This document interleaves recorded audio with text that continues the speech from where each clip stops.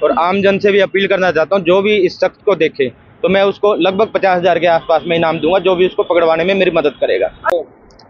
DSP बनकर ठगे लगभग 12 लाख रुपए। आपको बता दें, एक शख्स जिससे खुद को पूरे मोहल्ले में बताया कि मैं डीएसपी हूं और जो मेरी वाइफ है वो बता दे कि आपको कोर्ट में एक बड़ी पोस्ट पर है, और सबको बताकर आपको बता दें वैसे करोड़ों रुपए का जो है गमन बताया जा रहा है, लेकिन हमारे साथ एक शख्स है जिनसे लगभग जो है 12 लाख रुपए ठगी की गई है। पहले इनको अपने झांसे में फंसाया, उसके बाद ठगी की गई। आखिरकार क्या पूरा मामला, इनसे जान लेंगे कब ये स्टार्ट हुआ मामला और क्या पूरा मामला है। ये मामला जनवरी 22 का है और ये जनवरी 22 में मेरा सिक्योरिटी सर्विस का काम है। सिक्योरिटी सर्विस के रिगार्डिंग इसने मुझे बताया कि भाई मेरा जो ससुर है वो पंजाब यूनिवर्सिटी के अंदर डायरेक्टर है, अभी वो आपको सिक्योरिटी सर्विस का टेंडर दे देगा, लगभग 4000 आदमी होगा। तो वो मुझे चंडीगढ़ लेके गया सिविल सेक्रेटरीट में। चंडीगढ़ ले जाने के बाद में उसने वहाँ एंट्री करी, 1 घंटे बाद वो वहाँ से आया तो बताया कि 4000 आदमियों का काम है, और इसके बाद में लगभग ये 13 करोड़ का काम बताया था उसने। 13 करोड़ का काम बताया था। 13 करोड़ के काम देने के एवज में लगभग 15 लाख रुपए उसने अपने काम करवाने के बारे में पैसे लेने की बात हुई थी। तो 7.5 लाख रुपए मैंने 22 जनवरी को दिए थे और 23 जनवरी को 3.5 लाख रुपए दिए थे, और 78,500 उसके खाते में ऑनलाइन गए हुए हैं। 78,500 जाने के बाद में फिर रात को लगभग 23 जनवरी रात को 9:30 बजे 6,000 उसने डलवाए और बोला कि मैं चंडीगढ़ आपके काम से ही जा रहा हूँ, और 28 जनवरी को जब टेंडर ओपन होगा तो मैं आपको वहीं मिलूंगा। तो 23 जनवरी को इसका फ़ोन बंद हो गया। उसके बाद में मैंने कंप्लेंट दी 30 जनवरी को। 30 जनवरी को मैंने कंप्लेंट देने के बाद में एसपी साहब की तरफ से, पुलिस प्रशासन की तरफ से मेरी कंप्लेंट दर्ज नहीं की गई, तो मैंने कोर्ट के माध्यम से अपना अपील डाली और मेल डाल के, तो उसके बाद एसपी साहब ने कंप्लेंट दर्ज करी 15 मार्च को। 15 मार्च से आज 19 अप्रैल हो गई है, अब तक कोई कार्रवाई नहीं हुई है। कोई कार्रवाई नहीं हुई। कैसे टच में कैसे आए थे आप लोग? ये क्या कहकर बताता था आपको, क्या हुआ? ये मैकेनिकल कार गैराज है जटल रोड के ऊपर, वहाँ मिला था मुझे, और ये डीएसपी सीआईडी पंचकुला बताता था अपने आप को, तो उसके वहीं से टच में आया। तो अभी जैसे आपने एसपी को शिकायत दी है और आप थाने में भी गए होंगे, इतनी देर टाइम क्यों लग गया आपकी शिकायत को दर्ज होने में? मुझे लगता है कि कहीं ना कहीं ये प्रशासन में किसी न किसी अधिकारी के टच में है, या कुछ ना कुछ और लिंक है प्रशासन के साथ में इसका। मतलब अधिकारी लगता है, मुझे तो यही लगता है। अधिकारी की हाँ बिल्कुल, क्योंकि ना तो मेरे इतनी बार बताने के बाद में कि उसके जो मकान मालिक ने भी उसको यहाँ जटल रोड पानीपत में देखा है, मैंने भी उसको देखा है।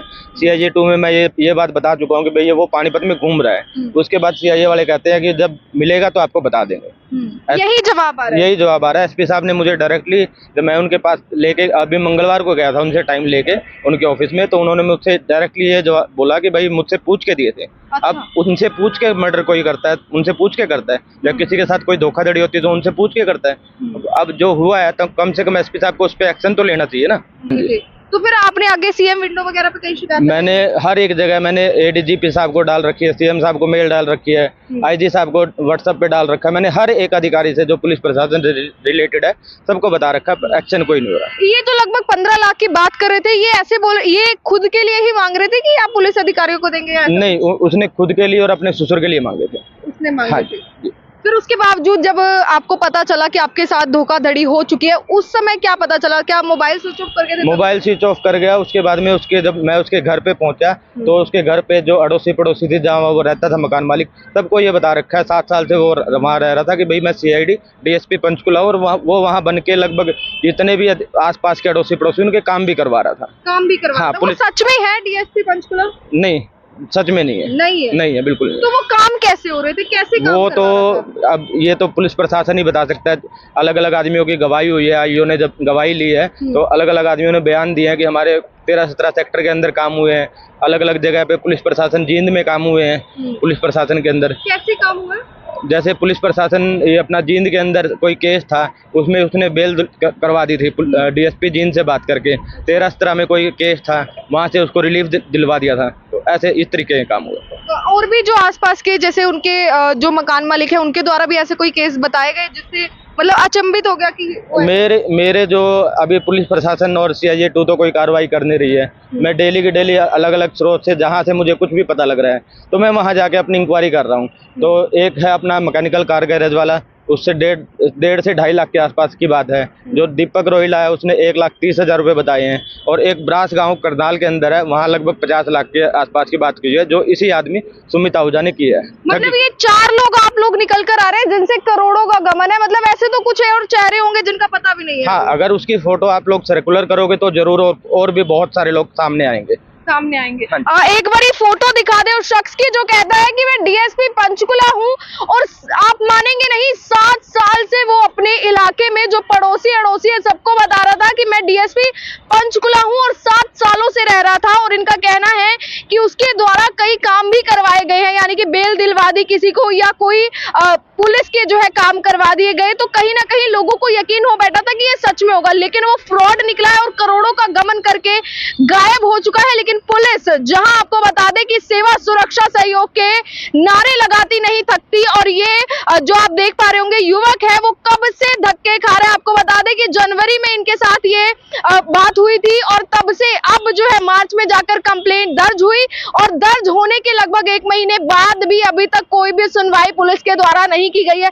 पानीपत एसपी से आप मिल रहे हैं, कह नहीं रहे कि क्यों नहीं सुनवाई करी जा रही? मैंने उनको अभी मंगलवार को मिला था, मैंने उनसे सिर्फ यही पूछा था कि भाई उनको आपको इतने सारे क्लू देने के बाद में भी आप कोई कार्रवाई नहीं कर रहे हैं, तो उन्होंने डायरेक्टली यही जवाब दिया कि मुझसे पूछ के दिए थे, जो कार्रवाई कर रहे हैं हम कर रहे हैं। तो यही तो चीज है, मुझे ये चीज समझ में नहीं आ रही कि प्रशासन काम क्यों नहीं कर रहा। अभी तक ना उसकी कोई लोकेशन निकाली है, ना कोई व्हाट्सएप डिटेल निकाली है, ना कोई और कोई प्रोसेस किया गया है।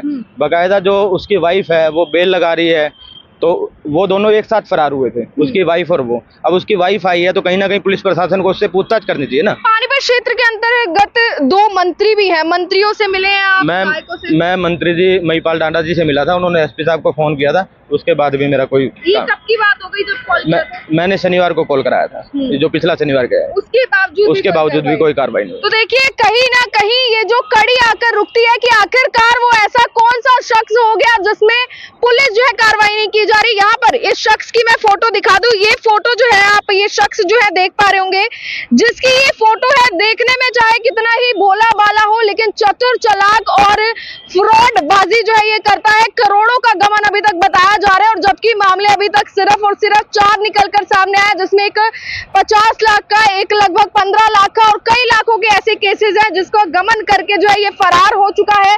और अभी कहां पर है इस चीज का भी कोई पता नहीं चल पा रहा है। नंबर आप लोग लगातार लगा रहे होंगे, नंबर लग रहे हैं उसके? नंबर बंद हो रहे हैं, नंबर उसकी वाइफ के 2 नंबर है, उसके 2 नंबर है, दोनों चारों नंबर बंद है।